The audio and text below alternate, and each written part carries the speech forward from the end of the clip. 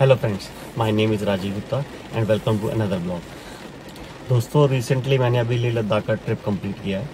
तो इस ट्रिप में मेरे साथ टोटल 8 लोग थे मेरे को मिला करके, और हम 8 लोग 2 गाड़ी लेकर के गए थे। एक फॉर्च्यूनर थी और एक इनोवा, जिसमें से अभी मैं ये वीडियो रिकॉर्ड कर रहा हूँ। तो अब बात आती है कि जब ये ट्रिप मैं कंप्लीट कर चुका हूँ, तो अब मैं ये वीडियो किस लिए बना रहा हूँ, ये ब्लॉग किस लिए बना रहा हूँ। सिंपल सा रीज़न है कि मैं चाहता था कि इस ट्रिप को कंप्लीट करने के बाद मैं एक समरी दूं सबको, कि इस ट्रिप के जो मेरे एक्सपीरियंसेस थे, अच्छे बुरे, वो सारे आपके साथ शेयर करूं, ताकि अगर कोई प्लान कर रहा है लेह लद्दाख जाने के लिए, स्पेशली वो लोग जो अभी तक नहीं गए हैं और प्लान कर रहे हैं कि फ्यूचर में हम लोग लेह लद्दाख जाएँ बाय रोड। क्योंकि जो लोग ऑलरेडी गए हुए हैं उनको तो मैं खैर क्या ही बताऊँगा, वो तो सब कुछ जानते हैं। बट जो लोग नहीं गए और जाना चाहते हैं, तो मैं इस ब्लॉग के ज़रिए, इस वीडियो के ज़रिए उनको थोड़ा सा टिप्स देना चाहूँगा कि अगर कुछ चीज़ें ऐसी हैं, अगर आप वो फॉलो करेंगे तो आपका ट्रिप और इजी और अच्छा हो सकता है। क्योंकि कुछ गलतियाँ हमारे से हुई हैं, या कुछ चीज़ें ऐसी हुई हैं जो हम लोग कुछ और बेटर वे में कर सकते थे। तो वो सारी चीज़ें मैं आपको बताऊँगा। मैं आपको ऐसा कुछ नहीं बताने वाला कि आपका कितने एक्सपेंसेस आएंगे, क्या रहेगा, क्या खाना चाहिए, कैसे कहाँ जाना चाहिए, ये सब चीज़ें नहीं बताऊँगा मैं। रीज़न कि यार ये तो सब वेरी करती हैं पर्सन टू पर्सन। आप कौन सी गाड़ी लेके जा रहे हैं, आप क्या खा पी रहे हैं, आप कहाँ स्टे कर रहे हैं, तो उस चीज़ पे मैं नहीं जाऊँगा। बहरहाल शुरू करते हैं हम लोग अपना वीडियो। तो सबसे पहले बात मैं करता हूँ रूट की, कि कौन सा रूट लेना चाहिए। देखिए, जैसा कि काफ़ी लोग जानते हैं कि 2 रूट हैं यहाँ से ले जाने के। यहाँ से नहीं, कि जैसे मैं रिकॉर्ड कर रहा हूँ इस टाइम करनाल हरियाणा में। करनाल हरियाणा में पड़ता है actually mid way of Delhi and Chandigarh. तो काफ़ी लोग अवेयर होंगे, जो नहीं जानते मैं उनके लिए बता रहा हूँ। तो अगर आप दिल्ली साइड से जब आप लेह के लिए निकलते हैं, तो 2 रूट बनते हैं, एक वाया मनाली और एक वाया श्रीनगर। हम लोग वाया मनाली गए थे। यहाँ से करनाल से हम लोगों ने late evening around 9 o'clock in the evening, night ही कह सकते हैं आप, तो हमने अपनी जर्नी स्टार्ट करी थी। और नेक्स्ट डे मॉर्निंग हम लोग सुबह अराउंड 8 AM, मतलब मॉर्निंग में हम लोग जिस्पा पहुँच गए। जिस्पा में हमने वहाँ पे हॉल्ट लिया, अपना ब्रेकफास्ट वगैरह किया, फ्रेशन अप हुए, रेस्ट किया, और इवनिंग में हम लोगों ने बॉन फायर वगैरह करके, और देन नेक्स्ट डे हम लोग अगेन मॉर्निंग में अराउंड 8:30 और 9 के अराउंड हम लोग निकल गए लेह के लिए। और अराउंड 9 PM और 10 PM के अराउंड हम लोग लेह में पहुंच चुके थे। तो ये तो मैं अपना बता दें हम लोगों ने कैसे किया। अब बात आती है कि रूट कौन सा लें, जो मेन मुद्दा था कि या तो वाया मनाली जाएं या वाया श्रीनगर जाएं। हम लोग वाया मनाली गए थे, लेकिन मैं रिकमेंड करूंगा कि फर्स्ट टाइम ट्रैवलर्स के लिए स्पेशली, कि वो वाया श्रीनगर ही जाएं। उसका रीज़न अब मैं एक करके वो आपको बताता हूँ। अब वाया मनाली में क्या इश्यूज आते हैं। देखिए, वाया मनाली में जो मेजर इशू आता है वो है रोड कंडीशंस। रोड्स इतने अच्छे नहीं हैं। आप मनाली से लेह के बीच का जो स्ट्रेच है, स्पेशली मनाली के बाद आता है जैसे केलोंग आएगा, केलोंग के बाद जिस्पा आएगा, जिसके बाद सरचू आएगा, सरचू के बाद पांग आएगा। अब जो सरचू से लेके पांग का जो स्ट्रेच है, वहीं से ही सारी कहानी खराब होनी शुरू हो जाती है। खास करके जब आप घाटा लूप्स करके एक जगह आती है, उसमें क्या है कि जो रोड है वो एक स्पाइरल की तरह ऊपर चढ़ती है, यानी कि 21 टोटल लूप्स आते हैं। उसके थ्रू आप एकदम से बहुत ज़्यादा हाइट अटेन कर लेते हैं। जब आप ज़्यादा हाइट पे जाते हैं तो ऑक्सीजन की कमी हो जाती है, और आपको ये चीज़ फील नहीं होती आपकी बॉडी को उस टाइम कि ऑक्सीजन की कमी है। ये पता तब चलता है जब आप बात करते हैं, आपको सांस फूलता है। जब आप बाहर उतरते हैं फोटोग्राफी के लिए, कोई पास आ गया, आपको लगा कि यार मेरे को यहाँ एक फोटोग्राफी, मतलब एक स्नैप चाहिए, मेरे को एक पिक्चर चाहिए, आप नीचे उतरते हैं, पिक्चर क्लिक करते हैं। या कोई बहुत सीनिक व्यू आ गया, आप फिर नीचे उतरते हैं, पिक्चर्स क्लिक करते हैं। तो इन बिटवीन आपको AMS हिट कर जाता है। AMS means acute mountain sickness. तो उसमें क्या होता है, ऑक्सीजन आप इनहेल कम कर रहे होते हैं, लेकिन आपको फील नहीं होता। फील होता है कुछ टाइम बाद, जब आपको हेडेक होगा, आपको वॉमिट होगी, तो ये सारी दिक्कतें आनी शुरू हो जाती हैं। और वो हमारे साथ भी हुआ एक्चुअली। जैसे मैंने आपको बताया कि हम 8 लोग थे, 8 में से एक बंदे की तबीयत ज़्यादा खराब हो गई थी, बाकी सबकी मॉडरेट थी, मतलब कि हेडेक हो रहा है, हल्का हो रहा है, किसी को थोड़ा ज़्यादा भी हो रहा है, लेकिन काम चल रहा था। लेकिन एक की तबीयत ज़्यादा खराब हो गई। तो पांग में एक मिलिट्री का बेस कैंप था, वहाँ पे एक मिलिट्री हॉस्पिटल था। हम उसको वहाँ लेकर के गए, अपने फ्रेंड को वहाँ उसको एडमिट कराया। 1.5 से 2 घंटे उन्होंने रखा, इंजेक्शन दिए, उसने रेस्ट किया। फिर वहाँ से ठीक हुए, हम निकले। लेकिन निकलने के वहाँ से 50-60 किलोमीटर के बाद अगेन उसकी तबीयत खराब होगी। लेकिन वो ऐसे रिमोट एरिया में पहुंच चुके थे, ना तो हम आगे जा सकते ना हम पीछे जा सकते। तो बहुत ही एक वियर्ड सिचुएशन आ गई थी। तो हमने क्या किया, जैसे तैसे हमने लेह पहुंचे। वो बस वैसे ही तड़पता हुआ हमारे साथ चलता रहा। और लेह में भी जाकर के सबसे पहले हम हॉस्पिटल गए, उसको फिर से इंजेक्शन लगे, उसने रेस्ट किया, नॉर्मल हुआ। फिर हम लोग होटल में चेक इन किया हम लोगों ने। तो ये सारी दिक्कतें रही इस तरह की। अब हुआ क्या कि इसके बीच में जो बाकी 6 लोग थे या बाकी जो 7 लोग थे, उनका मोरल डाउन होना शुरू हो गया। यार ये हमने क्या पंगा ले लिया, ये हमने क्या वो कर लिया। बल्कि कुछ तो यही कहने लग गया कि यार आगे से हम कभी भी नहीं आएंगे ले बाय रोड, अगर आना भी होगा तो हम लोग बाय एयर आएंगे। तो ये इस तरह की मतलब सिचुएशन खड़ी हो गई थी। सेकंड कि जैसे आपको मैंने बताया कि आप बहुत ज़्यादा हाइट अटेन करते हैं। अभी आप जैसे 2500 की मीटर्स की हाइट के ऊपर हैं, एकदम से आपकी हाइट जो है 4000 प्लस हो जाएगी या 5000 प्लस हो जाएगी। और उसकी वजह से फिर वो ऑक्सीजन वाली दिक्कतें और ये सारी इश्यूज आने शुरू हो जाते हैं। सेकंड कि जो मेडिकल फैसिलिटीज़ हैं वो बहुत लॉन्ग डिस्टेंस पे आपको अवेलेबल होगी। जैसे 100 may be more than 100 kilometres के बाद ही आपको वो ऑप्शन मिलेगा। रोड कंडीशन इतने ख़राब है, वो 100 किलोमीटर जो आपको ऐसा लगता है कि जैसे पता नहीं कितने हज़ारों किलोमीटर आप ट्रैवल कर चुके हैं, लेकिन अभी तक वो जगह ही नहीं आ रही है। तो ये इश्यूज़ भी रहते हैं। नेक्स्ट आ जाता है कि मोबाइल्स, जो आपके मोबाइल है उसके सिग्नल्स नहीं आएंगे आपके। आप ये मान के चलो कि मनाली से लेकर के लेह के बीच में आप 70% आउट ऑफ नेटवर्क रहेंगे, सिर्फ 30% आप नेटवर्क के बीच में रहेंगे। कुछ स्ट्रेचेज आएंगे जहाँ पे आपके मोबाइल के नेटवर्क आने शुरू हो गए, लेकिन वो भी बहुत कम टाइम के लिए। अगर हम वहाँ रुक करके कोई कॉल कर लें तो अलग बात है, अगर आप चलते चले जा रहे हैं तो आपको पता ही नहीं चलेगा कब सिग्नल आए कब चले गए। तो ये एक बहुत बड़ा इशू है। फिर आता है फ्यूल। जो फ्यूल है इस रूट पे, जैसे आप मनाली से निकलते हैं तो एक जगह आती है टांडी। टांडी में एक फ्यूल पंप है, उसके 6 किलोमीटर के बाद है केलोंग। एक केलोंग में पेट्रोल पंप है। वो 6 किलोमीटर को मैं ज़्यादा नहीं मानता, मैं मान के चलता हूँ कि एक ही पेट्रोल पंप है। आप चाहे केलोंग से भरवा लो या टांडी से भरवा लो। ऐसा तो है नहीं आप टांडी में डीजल लोगे या पेट्रोल लोगे और 6 किलोमीटर फिर से लोगे, ऐसा तो होगा नहीं। और उसके बाद नेक्स्ट जो फिलिंग स्टेशन है वो कारू जाके आता है। कारू जो है वो वहाँ से अराउंड 250 किलोमीटर है टांडी से। तो उसकी वजह से भी इशू हो जाते हैं। हालांकि इसको आप कैटर कर सकते हैं, आप अपना जेरी कैन ले लो, आप एक्स्ट्रा फ्यूल किसी कंटेनर में लेके जा सकते हैं, वो चीज़ हो सकती है। बट स्टिल आप कहीं जाम में फंस गए या कहीं आपको टाइम ज़्यादा लग गया, वट कोई भी रीज़न हो सकता है, तो वो एक सिचुएशन जो है वो बड़ी वियर्ड सी हो जाती है। तो इस वजह से भी एक ये रीज़न है कि इस रूट पे नहीं जाना चाहिए। और बात करते हैं हम श्रीनगर वाले हाईवे की। जो वाया श्रीनगर रूट है वो बहुत अच्छा है। आप ये मान के लो श्रीनगर से लेह के बीच में आपको फील ही नहीं होगा कि आप माउंटेन्स पे चल रहे हैं या इस तरह के रोड्स। इतनी अच्छी रोड कंडीशंस हैं वहाँ पर, आपको लगेगा आप बहुत अच्छे एक हाईवे के ऊपर चल रहे हैं प्रॉपर। और टाइम वैसे ही लगेगा, 10 से 12 घंटे लगेंगे आपको श्रीनगर से भी जाते हुए, लेकिन आपको फील नहीं आएगा कि आप यार बोर हो रहे हैं या आप रोड्स अच्छी नहीं है, आपके पास नेटवर्क नहीं है। वहाँ नेटवर्क भी अच्छा है, मतलब कि आप ये मान के चलो कि वहाँ 70% ऑफ नेटवर्क में रहते हैं, 30% आप आउट ऑफ नेटवर्क जाते हैं। लेकिन मनाली में उल्टा था, मतलब वाया अगर मनाली जाते हैं तो उसका उल्टा है। फिर उसके बाद फ्यूल वहाँ पे हर 100 किलोमीटर्स के अंदर आपको एटलीस्ट एक से ज़्यादा भी फ्यूल पंप्स आपको मिल जाएंगे, पेट्रोल पंप्स मिल जाएंगे, तो वही आपको इशू नहीं होने वाला।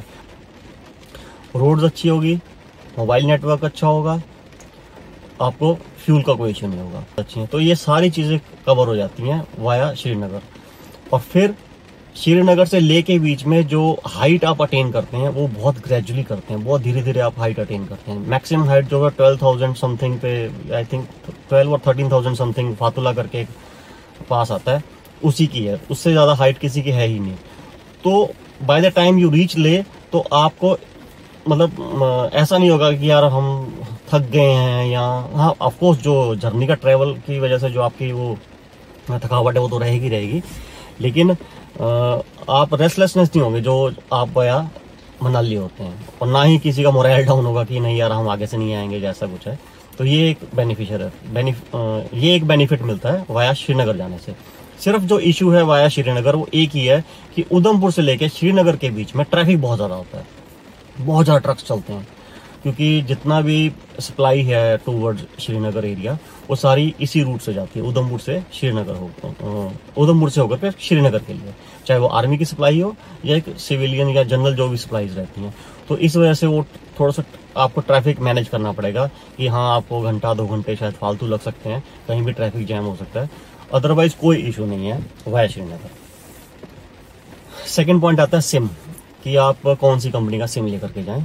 देखिए जब सिम की बात आती है स्पेशली श्रीनगर और लेह के बीच में, दोनों ही जगह आपको सिर्फ पोस्ट पेड कनेक्शन ही चलेंगे, चाहे वो आप श्रीनगर यूटी के अंदर हो या आप लद्दाख यूटी के अंदर हो, क्योंकि इस टाइम दोनों अब यूटी बन चुके हैं। लद्दाख अलग यूटी है, यूनियन टेरिटरी, और श्रीनगर जम्मू एंड कश्मीर अलग से टेरिटरी है, यूटी है। तो दोनों ही जगह रूल सेम है कि आपके पोस्ट पेड सिम ही चलेंगे, प्रीपेड नहीं चलेगा, किसी भी कंपनी का हो। अब बात आती है जब आपने पोस्ट पेड है आपके पास या पोस्ट पेड आप लेके जा रहे हैं तो कौन सा लें। उसमें आप प्रायोरिटी दो जियो, BSNL, इन दो को ही प्रायोरिटी दो। इन दोनों में से कोई भी आप यूज कर सकते हो, ऑलमोस्ट सेम चलते हैं, बट जियो कहीं कहीं ऐसी जगह चल जाता है जहां एकदम सरप्राइज कर देते हैं, यार यहाँ नेटवर्क आ रहा है इसका। तो जियो एंड देन BSNL। जियो थोड़ा इजीली मिल भी जाता है। और थर्ड आता है फिर एयरटेल। वोडाफोन तो बिल्कुल भी नहीं, भूल जाओ, चाहे पोस्ट पेड हो चाहे प्री पेड हो, सिग्नल्स आते ही नहीं है वहां पे वोडाफोन के, तो बहुत बुरा हाल है। तो सिम के केस में जियो, BSNL एंड देन एयरटेल। एक और चीज की मैंने ये नेट पे पढ़ा था, कहीं यूट्यूब में मैंने सुना भी था कि अगर आप जब आप ले टच कर जाते हैं और उसमें आपको जब फर्दर मूव करना होता है किसी भी जगह पे, जैसे आपको नुब्रा जाना है, पैंगोंग जाना है, हानले जाना हो, कहीं भी जाना हो, मतलब उस एरिया में लद्दाख के रीजन में कहीं भी मूव करना है, तो आपको मूव करने से पहले 48 hours you have to stay in Leh के अंदर आपको 48 घंटे स्पेंड करने जरूरी हैं, अदरवाइज मूव नहीं कर सकते। बट ऐसा नहीं है, हो सकता हो भी, लेकिन हमारे को ऐसा फील नहीं हुआ। फील ऐसा नहीं हुआ कि हम लोग जिस नाइट पे हम लोग वहाँ पहुंचे हैं वो नाइट हमने स्टे किया, नेक्स्ट डे हमने लोकल कवर किया ले में, और उससे नेक्स्ट डे हम लोगों ने वहां से फिर हम पैंगोंग और उसके लिए मूव किए थे। अगर आपने वीडियोस देखे हैं तो अच्छी बात है, अगर नहीं देखे हैं तो ऊपर ये आई बटन है, इसको प्रेस कीजिए, आप पूरी वो सीरीज देख सकते हैं। टोटल 9 एपिसोड्स हैं। तो मैं बात कर रहा था कि 48 आवर्स आपको ले में रुकना, जैसे वो बता रहे वेबसाइट पे बताया था कि आपको रुकना जरूरी है, बट ऐसा नहीं था। हम लोग गए हैं, हमें किसी ने रोका ही नहीं है। उन्होंने जरूर हमारे से जो उनकी गाड़ी की एंट्री करते हैं, जिसको हम बोलते हैं कि एंट्री होनी है यहाँ पर, वो एंट्री करी उन्होंने, गाड़ी का नंबर लिया, कितने लोग जा रहे हैं, कहाँ से आए हो, कहाँ जा रहे हैं, दैट्स इट, और चले जाओ। किसी ने ये नहीं पूछा आप कब से रुके हो, आप अपना चेक इन दिखाओ, चेकआउट दिखाओ, ऐसा कुछ भी नहीं था। तो लेकिन फिर भी अगर आप जब ले पहुंचे तो एटलीस्ट 2 नाइट्स जरूर स्पेंड करें, ताकि आपकी बॉडी उसके वेदर के अकॉर्डिंग आपकी ढल जाए, आपको कोई इशू ना हो। उससे क्या होता है कि फिर आपको जो ऑक्सीजन की कमी के जो इश्यूज होते हैं, जो वाया मनाली जैसे आपको बताया मैंने हो रहे थे, वो नहीं होंगे तो कम होंगे, मॉडरेट रहेंगे, कि आप मेडिसिन लो और ठीक हो सकते हो। तो बेस्ट वे यही है कि आप 48 आवर्स का बोलते हैं तो वो हो जाए तो बहुत अच्छा है, नहीं होता तो एटलीस्ट 2 नाइट्स आप जा करके ले में एक बार जरूर स्पेंड करो। फिर इसके बाद दोस्तों एक चीज आ जाती है, एक जगह है LOC कारगिल में, LOC व्यू पॉइंट बोलते हैं उसको। हम लोग वहां पे गए थे। एक्चुअली हुआ क्या कि हम लोग जो वॉर मेमोरियल है कारगिल का, वो देखने के लिए था, हमारे प्लान में था कि हम लोग देखते हुए जाएंगे जब ले से श्रीनगर जा रहे थे। तो हमने किसी से पूछा, हम कारगिल पहुंच गए कि यार यहाँ पे ये वॉर मेमोरियल कहाँ है। हमें ये आइडिया नहीं था कि वॉर मेमोरियल कारगिल में नहीं है, वो द्रास में है। एक्चुअली कारगिल वॉर मेमोरियल उसका नाम जरूर है, लेकिन वो कारगिल में ना होकर के द्रास में है। तो आई थिंक शायद वो कारगिल के अंदर आता होगा, कारगिल डिस्ट्रिक्ट के अंदर आता होगा, इसलिए उसको कारगिल वॉर मेमोरियल बोल देते होंगे। ऑफ कोर्स वो 99 की बैटल के ऊपर बना हुआ है सारा। तो हम वो किसी से पूछने के लिए रुके कि यहाँ पे सर इसका रास्ता कहाँ जाता है, मतलब किस रूट पे है और कितना दूर है यहाँ से। तो वहां पे किसी ने ऐसे रैंडमली बोल दिया कि आप वहां जा रहे हो, आप LOC देख के आओ ना। हमने पूछा ये LOC क्या है, उन्होंने मुझे LOC एक व्यू पॉइंट है, आप वहां जरूर जाएं। तो हम भी थोड़ा एक्साइटेड हो गए, चलो ठीक है यार, जब आए हैं तो ये भी कवर कर लेते हैं। फिर हमें वो लंच टाइम था, हम लंच टाइम किसी होटल में गए, वहाँ पे हमने खाना वगैरह खाया, उनसे पूछा जाने के लिए। तो हमें पता लगा कि यार आप अपनी गाड़ी से नहीं जा सकते, अलाउड नहीं है। तो चलो ठीक है, अलाउड नहीं है तो ठीक है जी, ठीक है, फिर चलते हैं, घर चलते हैं। तो फिर किसी ने बोला कि आप टैक्सी लेके जा सकते हो। तो हमने होटल वाले से बात करी, उन्होंने हमारे को 2 गाड़ियां अरेंज करके दी, क्योंकि हम 8 लोग थे तो एक गाड़ी में नहीं आ सकते थे, तो उन्होंने 2 गाड़ियां अरेंज करके दी। उन 2 गाड़ियों को लेकर के हम लोग LOC व्यू पॉइंट, जो कि कारगिल से 17 किलोमीटर ऑफ ट्रैक है। ऑफ ट्रैक मीन्स रोड है प्रॉपर, लेकिन ऑफ ट्रैक मीन्स कि वो मेन रूट पे नहीं है, अलग से उसके लिए एक रूट निकलता है। 17 किलोमीटर, लगभग आधा घंटा जाने में लगता है, आधा घंटा आने का लग जाता है, और आधा पौना घंटा 1 घंटा आप मान के चलो कि वहाँ पे आप जो भी पॉइंट्स कवर करते हुए जाओगे। बहुत अच्छी जगह है, जरूर देखना चाहिए, मस्ट विजिट प्लेस है। अगर आप नहीं गए हैं जरूर जाएं। अगर ऑलरेडी लेह लद्दाख जा चुके हैं लेकिन आपने ये पॉइंट कवर नहीं किया, नेक्स्ट टाइम जब भी जाएं तो इसको अपनी आइटनरी में जरूर शामिल कीजिए। मतलब आपने वहाँ जरूर जाना है, आपको अच्छा लगेगा। हिस्ट्री उसकी अगर आप देखना चाहते हैं तो मैंने इसके ऊपर एक डिटेल वीडियो बनाया हुआ है। आप ये ऊपर जो आई का बटन आपको दिख रहा है इस पर क्लिक करो और आप उस वीडियो में उसको डिटेल में देख सकते हैं। एक्चुअली छोटी समरी दे देता हूँ कि वो एक्चुअली LOC व्यू पॉइंट जैसे नाम से पता लग रहा है कि वो एक पाकिस्तान और इंडिया का बॉर्डर है, जहाँ से आप पाकिस्तान का विलेज, पाकिस्तान का मॉस्क, पाकिस्तान की आर्मी, उनके बंकर सब कुछ देख सकते हैं। और कैसे वो पहले 71 की वॉर से पहले पाकिस्तान का पार्ट था, उसके बाद इंडिया ने उसको कैप्चर किया, कैसे किया, और वो विलेज कौन सा है, वहाँ पे कैसे लोग रहते हैं, पहले वो पाकिस्तान का पार्ट था, अब इंडिया का पार्ट है। वो सारी चीज़ें आपको देखने को मिलेंगी, जो कि बड़ा इंटरेस्टिंग चीज़ है। तो अगर आप उस रूट पे जा रहे हैं कारगिल के पास, LOC व्यू पॉइंट जरूर जाएं। फिर एक और चीज़ आती है फ्रेंड्स, आप जब इस रूट पे जाते हैं, स्पेशली नुब्रा, पैंगोंग ऐसी जगहों पे जाते हैं, वहाँ पे जो एकोमोडेशन है मैक्सिमम वो टेंट्स में होती है, यानी कि कैंप्स लगे हुए होते हैं, उसी में आपको एकोमोडेट करना पड़ता है। मेजरली होटल्स नहीं है, इक्का दुक्का कोई मिल भी जाए तो वो इतना अच्छे नहीं होते, तो लोग प्रेफर करते हैं टेंट्स। तो लेकिन टेंट्स की एक चीज़ ध्यान रखनी है कि आपको डे टाइम में टेंट्स में नहीं जाना चाहिए। रीज़न बीइंग कि वहाँ पर बहुत तेज़ धूप निकलती है। तेज़ धूप होने की वजह से टेंट अंदर से टोटली गर्म हो जाते हैं, बहुत एक तरह से ओवन बन जाते हैं अंदर से। तो डे टाइम में अगर आप टेंट में जाकर के रेस्ट करने की सोचते हैं और ऊपर से धूप निकली हुई हो तो बिल्कुल भी नहीं, बहुत मुश्किल हो जाता है। मतलब बाहर ठंड होती है, हवा चल रही है, ठंडी हवा चल रही है, आपको मे बी स्वेट शर्ट या जैकेट पहनने की जरूरत लगे, लेकिन जैसे ही आप टेंट में घुसते हैं तो टोटली रिवर्स हो जाता है। तो उससे भी आपकी तबीयत खराब हो सकती है। अगर आप उस एरिया में जा रहे हैं, डे टाइम में पहुंच रहे हैं, तो टेंट में ना रुकें, टेंट में जाएं, सामान रखें, अपना घूमना फिरना करो और वापस रात को आके टेंट में रुक जाओ। लेकिन ये नहीं आप सुबह 10-11 बजे टेंट में घुसे जा करके आप कहोगे अब मैं सोऊंगा, तो वो थोड़ा डिफिकल्ट हो जाता है। अगर धूप नहीं निकले तो ठीक है, इट्स ओके, तब हो सकता है। अगर धूप निकली हुई है तो बहुत डिफिकल्ट हो जाता है। हमारे साथ भी ऐसा हुआ था। फिर आता है कि जब आप नुब्रा से पैंगोंग या पैंगोंग से नुब्रा जाते हैं, वाइस वर्सा, आप कि नुब्रा से पैंगोंग या पैंगोंग से नुब्रा, दोनों केस में आपको ले आने की जरूरत नहीं है। बाहर से एक रूट बना हुआ है शेओक करके, वो आप नेट पे डालोगे आपको वही रूट दिखाएगा, सारे वही फॉलो करते हैं, कोई नई बात नहीं है। बट उस रूट को जो आपको कवर करना है वो डे टाइम में करना है। डे टाइम मीन्स आपको 12-1 मैक्सिमम 2 बजे तक वो रूट को आपको क्रॉस करके निकल जाना है। रीज़न बीइंग कि उसके बाद अगर जाते हैं तो जब आइस मेल्ट होती है या वेदर भी अगर चेंज हो जाता है, उस केस में वहाँ पे शाम तक, मतलब आफ्टर 3 PM वाटर लॉगिंग बढ़ जाती है, पानी बहुत आना शुरू हो जाता है और साथ में बोल्डर्स आते हैं। जब आप वहाँ से अपनी गाड़ी निकालोगे तो आपकी गाड़ी का चैम्बर नीचे से हिट हो सकता है या गाड़ी का कोई भी पार्ट हिट हो सकता है, और हो सकता है आपकी गाड़ी डैमेज हो जाए या आपकी गाड़ी के अंदर किसी तरह का ब्रेक डाउन हो जाए।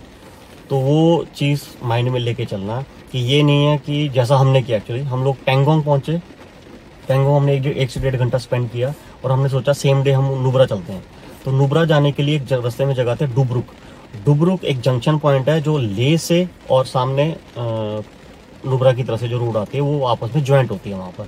तो हमने सोचा कि वहाँ पे हम लोग अब कॉफ़ी वगैरह पीते हैं और फिर वापस अपना नुब्रा की तरफ निकलते हैं। तो बाय चांस हमने एक टैक्सी वाले से पूछ लिया कि ये रूट कैसा क्या है। उसने कहा भैया इस टाइम मत जाना, बहुत पानी है, आपकी गाड़ी नीचे लग जाएगी, दिक्कत हो जाएगी। हमारे पास जैसे बताया 2 गाड़ियाँ थी, एक इनोवा और एक फॉर्च्यूनर को तो कोई दिक्कत नहीं आने वाली थी, लेकिन इनोवा को दिक्कत आ सकती थी। तो हमने रिस्क नहीं लिया, हम वापस ले के लिए निकल गए। और ले तक भी जाने में जो डुबरुक से ले का जो स्ट्रेच था, जब हम आए थे मॉर्निंग में ले की तरफ से, तो हमें कोई इशू नहीं हुआ था। मुश्किल से 2 या 3 वाटर क्रॉसिंग आई छोटी छोटी सी, लेकिन जब वापस जा रहे थे वही वाटर क्रॉसिंग बहुत बड़ी हो चुकी थी, बहुत ज़्यादा पानी आ चुका था। सिर्फ इतना ही नहीं कि ऐसी जगहें भी आई जहाँ पहले पानी था नहीं और अब पानी आ रहा है वहाँ से। तो ये सब इश्यूज रहते हैं नुब्रा टू पेंगोंग और पेंगोंग टू नुब्रा में, तो ये चीज़ आप ध्यान में रख सकते हैं। फिर लास्ट पॉइंट आता है जो श्रीनगर, जैसे अगर आप जाते हैं और नाइट स्टे करते हैं आप और आपका प्लान बनता है कि आपको शिकारा राइड पे जाना है, तो शिकारा राइड आप इवनिंग में 8 बजे, शाम को 8 बजे से पहले, यानी कि रात कह लो या शाम कह लो, तो शाम को 8 बजे से पहले पहले आप वो कवर कर लो। 8 बजे के बाद मत जाना, नॉट रिकमेंडेड। हम लोग गए थे, लेट नाइट गए थे, अराउंड 11 o'clock गए थे, जो कि हमारी एक बहुत बड़ी गलती थी। हुआ क्या कि हम लोग जब वहाँ से शिकारे लेकर के, 2 शिकारे लिए हमने, शिकारे लेके निकले और हमारे साथ वो जो शिकारे वाले भैया थे वो आपस में कुछ बात करने लग गए थोड़ा सा दूर जाके, जब अंधेरा होना शुरू हो गया। अंधेरा मीन्स कि क्योंकि जब आप रोड के साथ साथ चल रहे हैं तो बहुत लाइटिंग है। जब वो शिकारे थोड़ा सा पीछे को घूमते हैं, यानी कि वहाँ पे जो हाउस बोट्स बनी हुई हैं उसके थोड़ा बैक साइड को जाते हैं, तो वहाँ बहुत अंधेरा था। आपस में बात करने लग गए, मतलब अच्छी तरह से बात नहीं कर रहे थे। मैं अब आपको क्या बताऊं इस वीडियो में डिटेल में, कि वो कुछ गलत तरीके से सेंस कर रहे थे कि मोटी असामी है, 20 लाख तो दे ही देंगे कम से कम, इस तरह की बातें कर रहे थे, तो जो कि हमें ठीक नहीं लगा। फिर हमने तुरंत अपना मोबाइल ऑन किया, जीपीएस पे चेक किया हमारी लोकेशन इस टाइम कहाँ है। मतलब ये समझ लो कि हम पुलिस को फ़ोन करने ही वाले थे। इससे पहले हमने जब उनको बोला कि भैया आप किश्ती घुमा लो, हमें वापस जाना है, होटल से फ़ोन आ गया कि होटल बंद हो रहा है, हमारी गाड़ियाँ अदरवाइज बाहर खड़ी करनी पड़ेंगी हमें। तो पहले वो नहीं कर रहा था, नहीं आप बड़े सेफ हो, टेंशन क्लियर हो, ऐसा वैसा। फिर हमने उनको जब जोर डाला और उनको थोड़ा सा प्रेशराइज किया, वो मान गए। शायद वो डर गए या उनको लगा कि शायद हम लोग को कुछ भनक सी लग गई है, तो उन्होंने फिर वहाँ से वो शिकारे घुमा लिए। लेकिन बहुत अजीब और वियर्ड से रूट से हमें वापस लेकर के गए। वो जितना वो टाइम, वो 10 से 15 मिनट वो किनारे पे आने पे लगे, वो हम सब लोगों की जान हलक में आई रही भी, यार ये क्या हो रहा है, ये हम सेफ पहुंचेंगे नहीं पहुंचेंगे। मतलब हम लोग प्रिपेयर्ड थे हर चीज़ के लिए, लेकिन फिर भी ये चीज़ गलत थी, जो कि हमारे पार्ट पे गलत थी। हमें ये चीज़ नहीं करनी चाहिए थी। पीछे फैमिली है, सब कुछ है, ये गलत किया हम लोगों ने। तो ये भी मेरे एक्सपीरियंस है जो आपसे शेयर कर रहा हूँ कि अगर आप वहाँ जाते हैं, शिकारा राइड करना चाहते हैं, तो 8 बजे से पहले पहले कर लिया। हाँ, उसके बाद भी कर सकते हैं, मैंने इससे पहले भी हम लोगों ने किया हुई है ये शिकारा राइड रात को, लेट नाइट। लेकिन वो तब करें अगर बहुत सारे टूरिस्ट निकले हुए हैं शिकारा लेकर के। अगर आप अकेले ही लेकर निकल रहे हैं तो वो चीज़ गलत है, जो कि हमने की थी वो गलत थी। इससे पहले जब हम श्रीनगर गए थे, उसका भी मैंने वीडियो एक बना करके डाला हुआ है। इसके आई बटन पे आप क्लिक करें, आप पूरा वो सीरीज देख सकते हैं श्रीनगर की। तो उसमें भी हम जब लेट नाइट निकले थे तो हमें कोई दिक्कत नहीं, रीज़न में कि बहुत सारे शिकारे घूम रहे थे। लेकिन इस बार गलती हम कर गए कि और शिकारे नहीं थे, हम अकेले थे। तो ये कुछ एक चीज़ें थी जो मैं आपको बताना चाहता था, शेयर करना चाहता था। होपफुली आपको ये चीज़ हेल्पफुल लगेगी अपने नेक्स्ट ट्रिप में, जब भी आप लेह लद्दाख का प्लान करें। तो अगर आपको ये वीडियो पसंद आया हो, अच्छा लगा हो, please do like, share and comment. Thank you so much.